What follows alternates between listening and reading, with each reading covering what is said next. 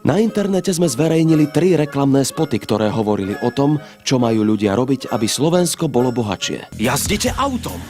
Kúpte si fľašu značkového alkoholu alebo cigarety. Kúpte si psa čo najskôr. Slovensko bude bohatšie. Za niekoľko dní nazbierali videá takmer 200 000 pozretí. Ľudia chceli vedieť, či je tento nezmysel naozaj platený z našich daní. Novinárov sme pozvali na tlačovku a odhalili pozadie kampane. Nebol za ňou štát, ale cena štátu SK. Z 3 internetových videí sa zrazu stala téma všetkých významných médií. Kampaň stála celkovo iba 5340 eur a vygenerovala mediálnu hodnotu viac než 64 000 eur. Portál Cena štátu SK dosiahol rekordnú návštevnosť. Aj vďaka tejto kampani a projektu Cena štátu SK je Slovensko bohatšie. Aspoň informačne.